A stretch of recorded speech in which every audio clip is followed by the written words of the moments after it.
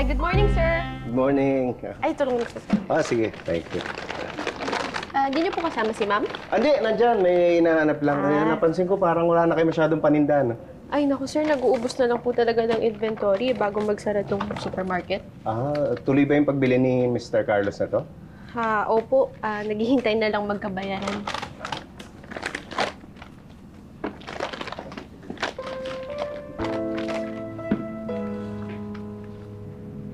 Grace, okay ka lang? Uy! Ay, last day na po niya kasi, sir, eh. Alam niyo, sir, naawa ko sa mga kasamahan ko na wala ng trabaho dito. Kaso wala rin po akong magawa para sa kanila.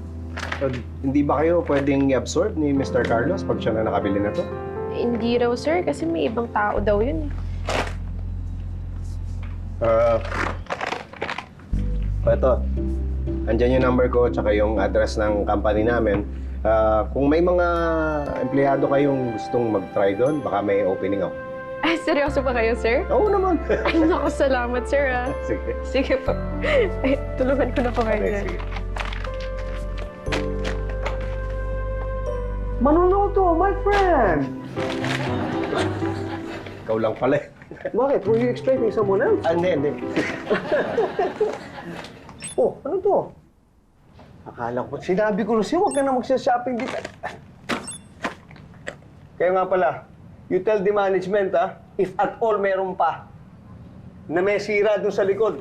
Yung urinal, hindi gumagana. May Ay, plus yung... naku, pasensya na, sir, ah. Puro pasensya, nakita mo? Puro pasensya? Ako, wala nang pasensya eh. Ha? Nakita mo? Wala na. Wala na. This is hopeless. Kaya ipapasara ko na to eh. Bago may pasara to, sara mo muna yung zipper mo.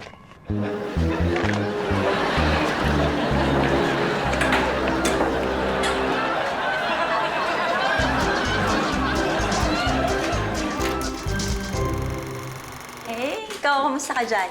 Okay naman, sweetheart. Kaya lang, napakalamig talaga dito. Hindi ako makatagal sa lamig. Ikaw, kumusta ka naman dyan? Okay lang naman. Kaya lang, namimiss kita. I miss you too, sweetheart. And I promise I'm going to work very hard para makaipon. Para madala na kita rito. Promise. Promise! Oh, I have to go now, ha? I'll call you again later. Hoy, akla. Magbayad ka. Multa. Uy, sorry na nga. Hindi ko naman kasi alam eh. Na, retro pala tayo today. Ay, teka muna. Kayo ba sigurado kayo na in-approve ni Sir itong pa-costume chuchu nyo? Morning. Good morning, sir.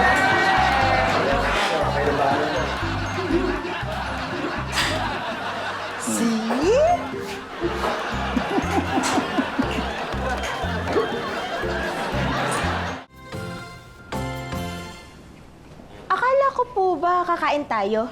Oo, pero samahan niyo muna ako dito, ha? Mamimili ka ba? Hindi. Basta. Ay, good morning, Sir Pepito. Good morning, Ma'am Elsa. Uy, Good morning. kumusta, Marie? Ay, okay naman po. Siya po yung sinasabi ko sa inyo, si Sir Pepito. Hello. Ito nga po pala si Elsa, asawa ko, tsaka yung mga anak namin, si Clarissa, si Chito. Hello po. Sige, balik na po ako sa pwesto ko. Okay. Thank you. Ay, si ano nga pala, si Mr. Mateo. Siya yung may-ari nitong supermarket. Naikwento na pala sa'yo ni Maris, itong supermarket. Ay, oo, nagkwento niya. Anong kwento? Hindi, kasi si Mr. Mateo, magmamigrate na sila ng pamilya niya sa Australia. Yun yung dahilan kung ba't binibenta na nila itong supermarket. Ganun na nga. Magbabayaran na sana kami ni Mr. Carlos. Pero ngayon, sa tingin ko, mas maganda yung proposal ni Pipito. Anong proposal? Kayo na. Binibili ni Pipito itong supermarket ko.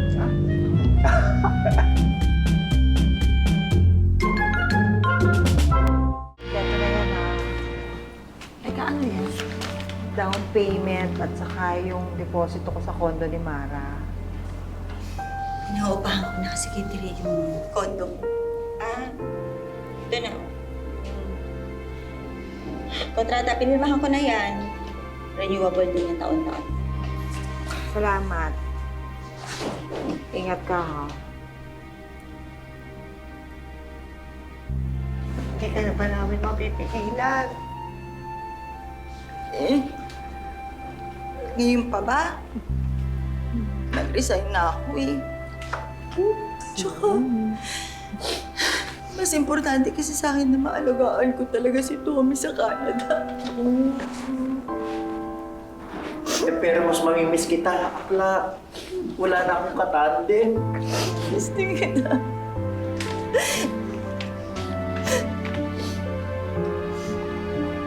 Teka nga muna, ba't kayo nakaitim lahat? Itim ba yung nabunot today? Eh, hindi. Nag-usap-usap kami. Nalulungkot lang kami sa pag-alis mo.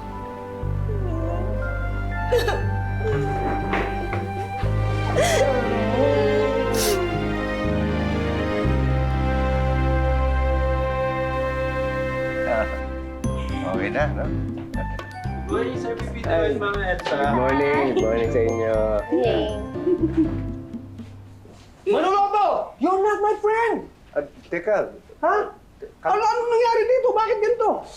kalma lang, may mga customers. Ano kalmang pinagsasabi mo? Ha? This was supposed to be my property. Ang dapat mo pangalan, hindi Manuluto eh. Dapat Manuluto. Ha? Sinunod mo ang property Sandali ko. lang, Mr. Carlos. Ako mismo ang nagdesisyon na ibenta kay Pipito itong negosyo ko.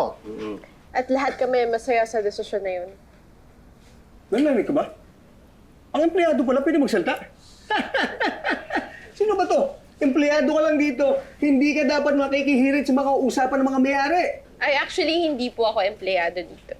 Anong hindi? Anak ko, itong si Maris. What? Pinakiusapan po kasi ako ng daddy ko na tumao muna dito kasi nga nagbabawas kami ng tao. Siyang nagkumbinsi sa akin na kami na lang ang bumili ng supermarket para hindi mawalan ng trabaho yung mga empleyado nila. You. This? You people are crazy.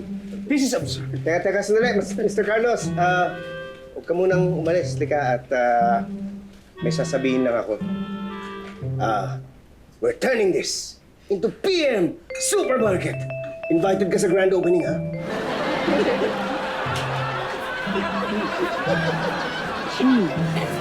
Bye!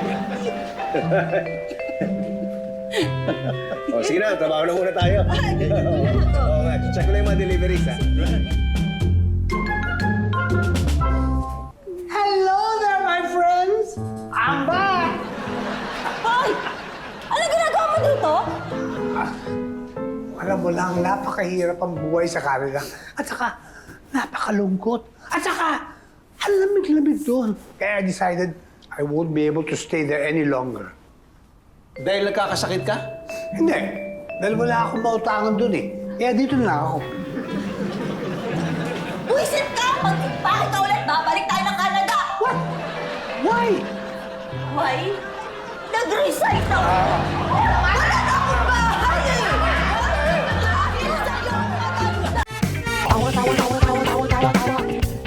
You know!